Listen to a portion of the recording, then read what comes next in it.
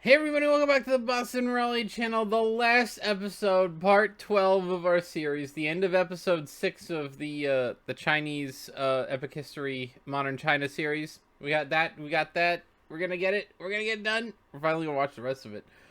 I think, so it's funny to me because they've actually put out a full-length, like 3+ hour long video with all the episodes, and I could have been reacting to that in pieces.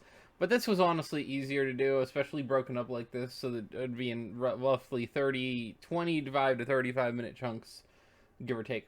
And let's get into it. The last one, last time we had the Chinese government was sort of modernizing a little bit. They were getting into the industry. They were doing some trade. They were talking about, like, you know, they have socialism with Chinese characteristics, aka we ship things overseas because we can, and then they can only have one kid because people are dumb and don't understand how the economy works. So they said one child policy. Everyone decided then to get rid of all the girls. So economic collapse incoming. You know, that's just how it works. But let's see, Tiananmen Square, 1989. Let's go.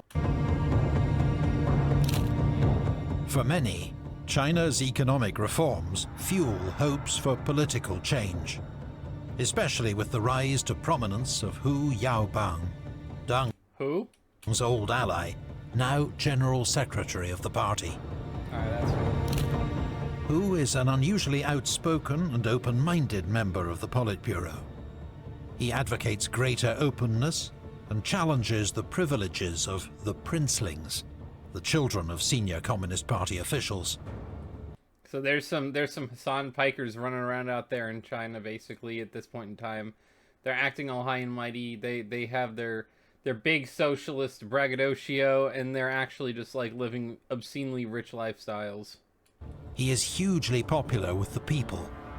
Many reformers hope he will, in time, succeed Deng as supreme leader. Dang, that's just dung. But Deng Xiaoping, he seems like he's doing the best job of keeping people a little bit less unhappy. That is what I've seen from this, although I think it's naive, but it happens, I don't know. In 1986, popular discontent leads to student protests across China, with calls for greater openness and democracy. When Deng Xiaoping orders Hu to break up the student protests, he refuses. Hu is forced to resign and perform humiliating self-criticism in front of his colleagues. Yo, just resign and then critique yourself on your way out, you know. 2 years later, in the midst of a Politburo meeting, he has a heart attack and dies. The death of such a popular figure, seen as unfairly treated by an out-of-touch party, provokes a huge public reaction. Isn't the CCP always out of touch? Because they're out of touch, I'm out of time. I don't know. I don't know where I was going with that. They're out of time. It's time to have something happen. Thousands of mourners gather in Beijing. They gravitate towards Tiananmen Square, where mourning turns into protest. And it's funny too, because throughout all of this, like, unprecedented, unbelievable historical change, the one thing that has been consistent is that Tiananmen Square in Beijing has been a very, very major like public square in the Chinese whether it's a republic or a monarchy or an empire or whatever. It seems like Tiananmen Square is still a big deal. Just as it did after the death of Zhou Enlai.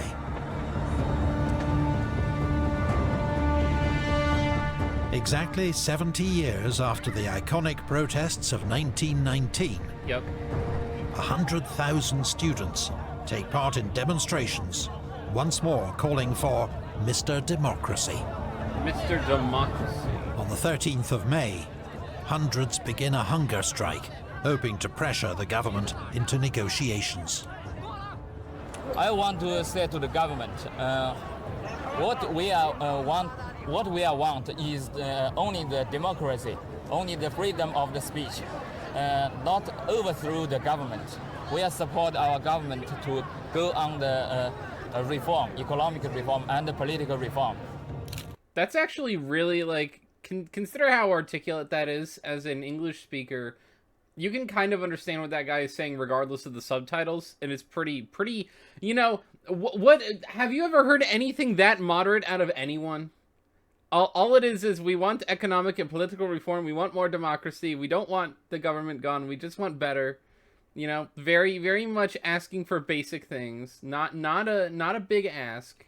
The new party general secretary is Zhao Ziyang, another of Deng's protégés. On the 19th of May, Zhao visits the protest camp, expressing concern and sympathy. At 69, he is one of the younger members of the Politburo. Damn, that's 69, one of the youngest members. It's just like the Senate, man. What the hell? And tells students, are we going to be socialists? We are already old and do not matter. State Premier Li Peng is a far more conservative figure. He wins Deng's backing for a tough response to the protests. That dude's got a weird There will be face. no negotiations, no concessions. Instead, martial law is declared. Oh, nice. And on the night of the 3rd of June, troops and tanks are sent in to clear Tiananmen Square by any means necessary. The result is a massacre. Official figures state that 218 civilians and 23 security personnel were killed, with several thousand injured. Many are skeptical of these numbers. I would always be skeptical of any numbers coming out of China. They always lie. No offense. They always keep it. They always don't. They're always not doing a good job of telling you exactly what's going on. Believing the real death toll to be much higher. What is the much higher, though? In the aftermath, cameras capture a remarkable moment of defiance. A lone, anonymous man on Chang'an Avenue, blocking a column of tanks.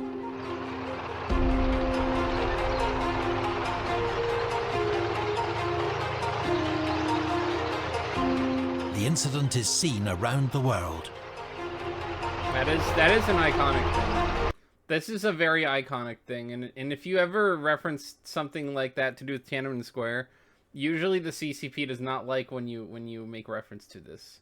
Whether or not it's about embarrassment, whether or not it's about, you know, they don't like the fact that they're seen as the bad guy, they don't like seeing this. This image is not endorsed by the CCP, very much so. Tank Man becomes a globally famous symbol of resistance to Tank authoritarianism. Despite strict censorship, further reports and some footage of the bloody events emerge. The international media is quick to condemn the massacre. Well, yeah. But the Chinese government never deviates from its official line.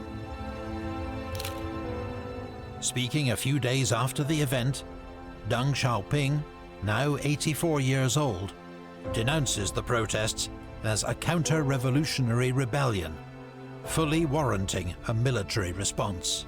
Bruh. Yeah, that's a counter-revolutionary rebellion. It seems like, you know, the starvation protests, that warrants a military response. Can you imagine in this country where people actually agitate things? They throw Molotovs at buildings. They attack cops. They attack people. They actively blow ridiculous whistles in the ears of federal law enforcement. In China, they just kill you. They just send in the military, get rid of them.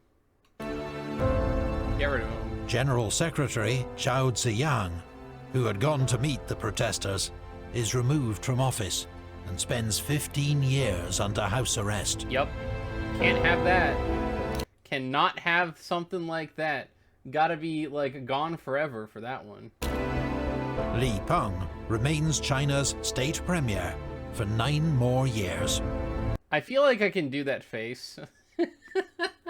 It's just, I see this picture, I see this image of this man, and it's just like, it is funny, weird lesbian duck lips dude with the really, really dorky glasses. I don't know. I gotta believe that this is not seen as the same kind of thing, but if you don't have a society where you can openly critique people, this is what ends up coming out of it. You get people who are a little bit unself-aware. This guy is not camera-friendly. Later that year, Deng Xiaoping formally retires from frontline politics. And it appears he is handing power back to the party's reactionaries and conservatives. Deng's era of reforms has stalled. Now consider, when they see CCP, conservative, I'm going to take that with a little bit of a grain of salt, because I feel as though conservative probably means a very different thing. When there is nothing left to conserve, what is a conservative? China seems to be going backwards. Yeah, but backwards isn't always a bad thing.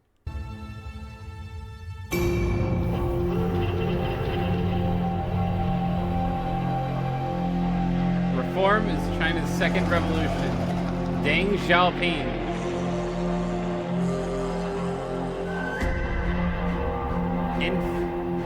Infinite revolution forever. That is China's model. Prosperity without freedom, 1992 to 1997. I mean, is it prosperity, though? How prosperous these people? The Tiananmen Square massacre badly damages China's international reputation. Yep. And once again, the country finds itself isolated. Many contrast events in China with recent reforms in Taiwan, which has undergone a period of liberalization. Martial law had been lifted for the first time in 1987, paving the way for the island's first full parliamentary elections in 1991. Yeah. The economy is booming, fueled by foreign investment and led by new companies such as the Taiwan Semiconductor Manufacturing Company, or TSMC. Oh, this is a very, very relevant topic for right now in America, in the world, in 2026. Today, it's the world's largest chip maker, NVIDIA. An industry that will transform Taiwan's economy. In contrast, China's perceived regression leads to a significant fall in foreign investment, as the United States and European Union impose sanctions. The World Bank suspends loans. Economic forecasts for China are downgraded. Yeah. Sometimes people need to hit rock bottom so they can bounce back better. China's economic stagnation will stir Deng Xiaoping into action once more. In 1992, aged 87, he embarks on a southern tour, visiting successful special economic zones where he demands bolder leadership and greater energy in the drive for economic development. He dismisses the old dogma that a socialist state must be a planned economy, with no role for a capitalist market. Wait, but that he's trying to buy it back with a mixed economy, because you can't, if it CCP China in Mao's time was a socialist economy. Communism is where there are no such things as property or money or anything like that. It's sort of a utopic ideal. Socialism is the government enforces socialistic policies to kind of try to set the stage / emulate communism, in essence, right? Communism is impossible because utopia is naive and foolish, but so they'll have socialism instead, and so that what they have is they have a centrally planned economy under Mao, and that really, really, really screws them up. And so then they move into this sort of mercantilist semi, like, not really even crony capitalism. It is literally government run pseudo-capitalism. Because it's like people get to still make their own decisions, but they have to do it at the behest of the CCP and following strict guidelines and regulations. I don't really own anything per se, other than through the grace and great privilege via the CCP. That is how anyone owns anything in China. So it's funny to say that capitalism has to exist for socialism to work. That's just detailing a mixed economy in some way. They're not being uber specific about that, but that's just what that is. And China's mixed economy is much more socialist back then even than our mixed economy is today. Our mixed economy is primarily socialist based on things like healthcare or certain things that you have to just kind of, because of taxes, you have to support and fund. But you still get to open your own business. There's not that many... There's still a lot of regulation out here in America, but there's not quite the same that they have in China. It's not literally... they're looking over your shoulder every step of the way and forcing you to do everything in a very, very highly retarded, specific, detailed way. And so you just have the idea that they're kind of trying to buy it back. After all this time, the CCP still needs to stay in power, but they need to figure out a more feasible long-term option. So that's what they're doing here. Single-handedly, through his immense personal influence, Deng puts reform back at the center of the agenda. Though never explicitly stated, a new contract between the Chinese Communist Party and the people is being written. Yup. New contract. Legitimacy, in exchange for growth, prosperity, and national resurgence.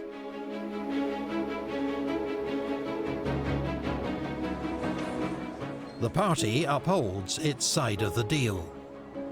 The 1992 Party Congress declares China a socialist market economy. That's a funny way of saying we kind of want capitalism without having capitalism. Like, we realize socialism does not work, capitalism needs to function. From now on, markets, not the state, will set the prices for goods, services, labor, and capital. Many state-owned enterprises are reformed, privatized, or allowed to fail, as large-scale private businesses take over. GDP leaps from 3.9% in 1990 to 14.2% in 1992, Kind of wild. and remains high for a decade. According to World Bank figures, in 1990, more than 80% of the population lived in extreme poverty. Over the next 30 years, that number plummets to 0%. Hold on.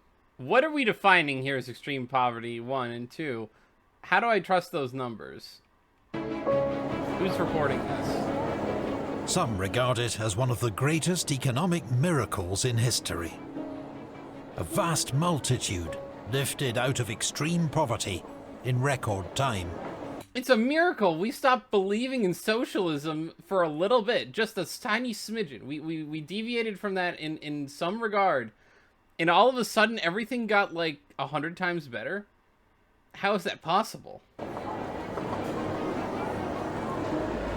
But there's another side to this unprecedented economic boom. For decades, the Chinese government had subsidized housing and food. But now, price controls and parts of the social welfare system are removed. Hopefully Many all of find them would themselves be, but- abandoned and struggling to get by. Now there is more unemployment, corruption, pollution, and dramatically rising inequality, especially between urban and rural populations. As a result, tens of millions of the rural poor move to booming cities, where strict residential permit requirements, known as the Hukou system, renders them second-class citizens, locked out of state benefits.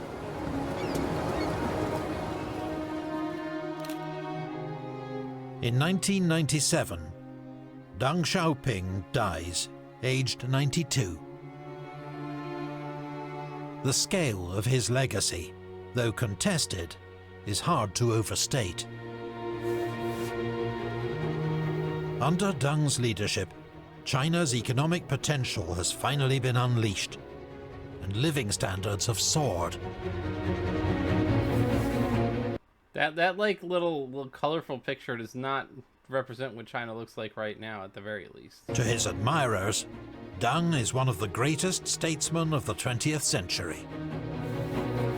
To his detractors, he used economic reforms to entrench one-party communist rule. I mean, that is actually what he did. The man who oversaw Mao's brutal anti-rightist campaigns of the 1950s remained true to the party to the end.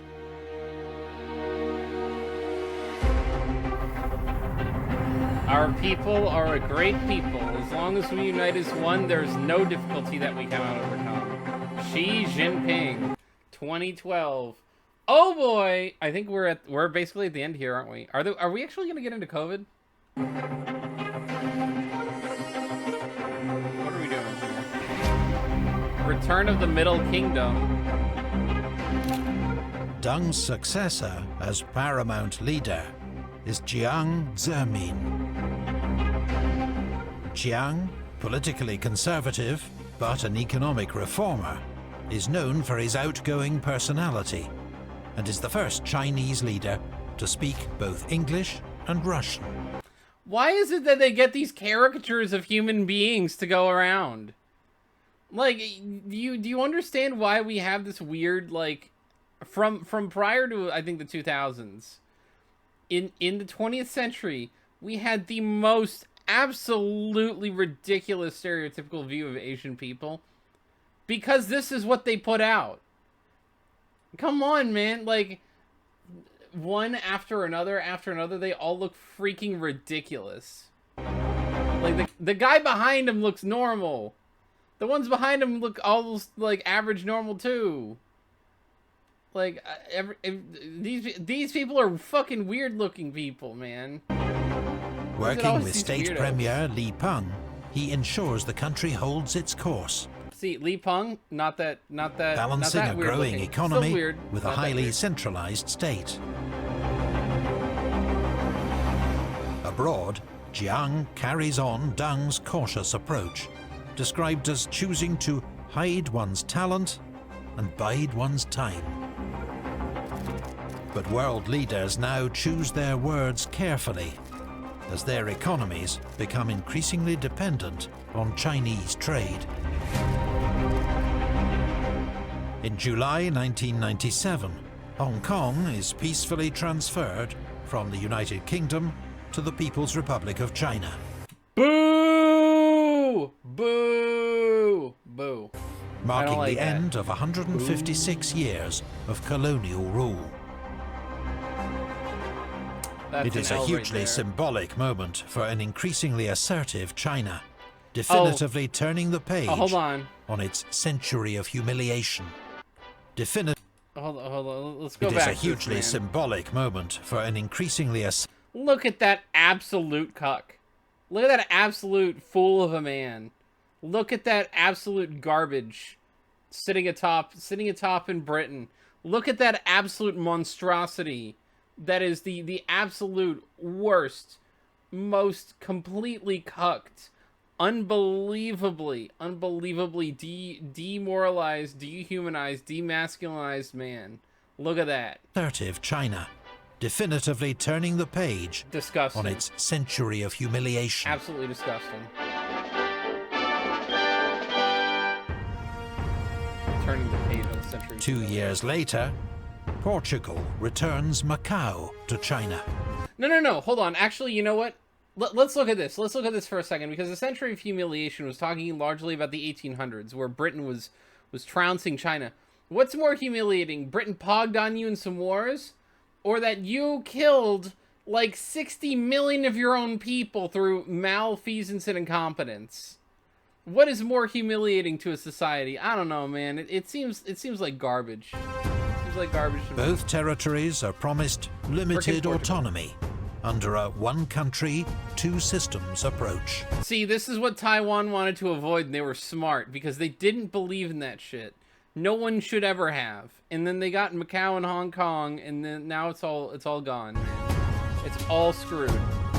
All of it. Many predict that the rise of China's middle class will lead, inevitably, to increased demand for political rights. This, after all, is the lesson of 19th century Europe. US President Bill Clinton even warns China that its record on human rights puts it on the wrong side of history. See, this is the Democrats' favorite phrase, the wrong side of history. Not projection at all, but, you know. Around the world, there is a confident assumption that prosperity will make China more like the West. I don't think prosperity makes people more like each other. I think value systems do.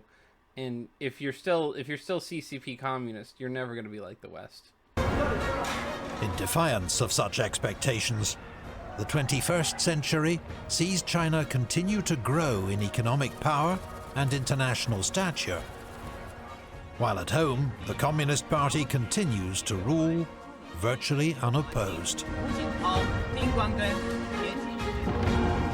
In 2001, China joins the World Trade Organization. Chinese goods become cheaper and more competitive than ever. Within a few years, China is the world's largest exporter. More and more foreign companies offshore their manufacturing to China to take advantage of cheap labor. Rip the Midwest. This is naive. I think it's graph go up cannot be the only reason you ever do anything. If you completely goon on yourselves like this, like you send all of your jobs away because it's cheaper, it's not good. You don't want to do that. But China figured out, hey, if we make it very enticing, everyone will invest here. And that's they fulfilled the need. They answered what the market asked for, so. The Chinese economy grows at rates other nations can only dream of. 10, 12, then 14%. It is, the World Bank declares, the fastest sustained expansion by a major economy in history. They also are just obscenely massive as a country and have a very, very crappy standard of living. Everyone there is poor, so then you can just send all of your labor there, and then you get everything cheaper, even though you have to ship it back and ship it over. The only thing keeping pace is the country's carbon emissions and air pollutants. Yep. What's kind of crazy and wild is that despite all of the left-leaning influence in China, despite the economically liberal to extreme left-wing China, they still have obscene pollution because they realized that they had to buy it back. They had to start cranking it out, but they don't have any decent legislature in place. So you're just gonna have people living miserable lives under brutal authoritarian, just crushing systems. In 2008, China hosts its first Olympic Games. Yes, they did. I remember this. I actually this is the first Summer Olympic Games I ever remember watching. Although I didn't really watch a lot of it. It was just whatever. It is the perfect stage to showcase a new China to the world. Prosperous, confident, and ambitious.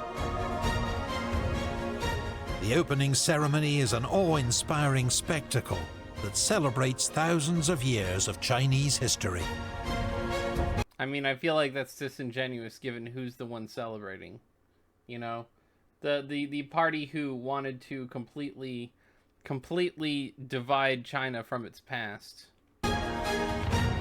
In 2009, China overtakes Japan to become the world's second largest economy. Yep. Behind only the USA. Communist Party rule is not entirely uncontested. Far from Beijing, in Tibet and Xinjiang. There are protests over the perceived injustices of its rule. They are met with force and mass detention. Very hard to be an empire. The entire country, meanwhile, is subject to increasingly sophisticated surveillance and strict censorship. The Great Firewall helps to keep Chinese citizens safe from harmful foreign ideas. Yeah, the CCP was like, what if people start learning about things on the internet? We need a firewall to make sure that only Chinese-approved content comes through in the internet. Oh my god. While the internet is continuously patrolled for any sign of dissent. The Communist Party guarantee of stability, security, and prosperity comes at a price. The freedoms that are taken for granted in many other parts of the world.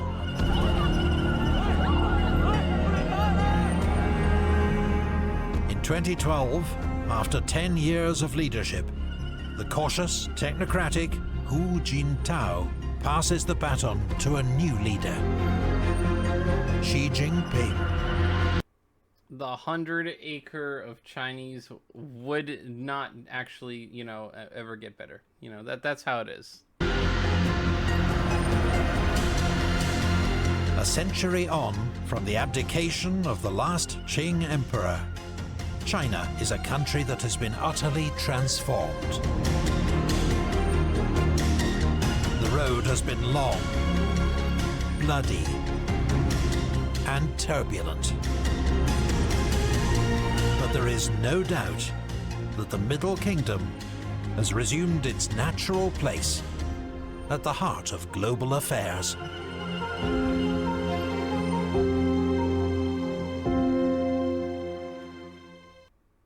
That place is humongous. It doesn't even fit on the whole map. Look at it. You have parts of Manchuria that aren't even on the map. But I don't know. The million-acre would never. We've gone through about what? I mean, we did actually cover part of the 1800s in China, but that was not what was primarily focused on.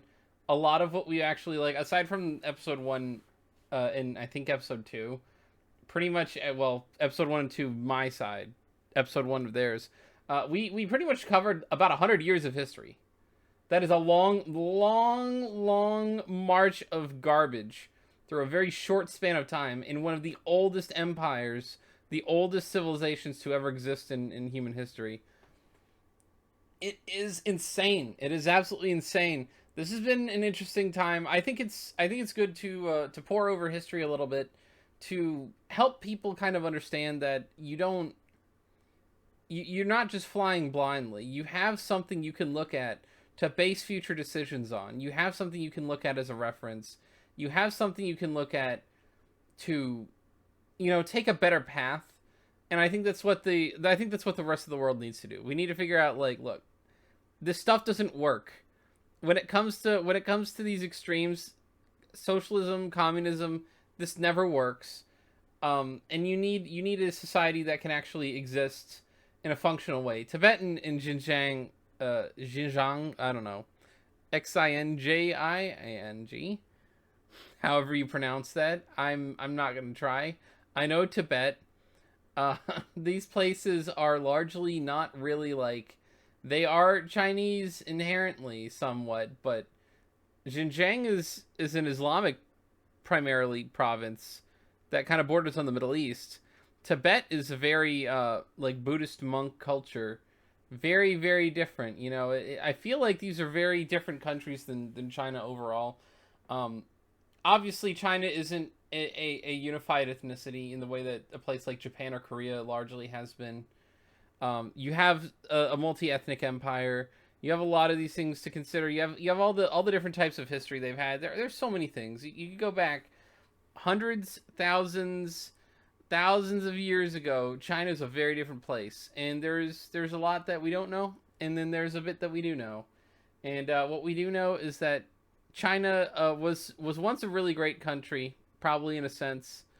You know, you could go back, criticize all of the shortcomings because most places in the world had many shortcomings. Most places in the world still have many shortcomings.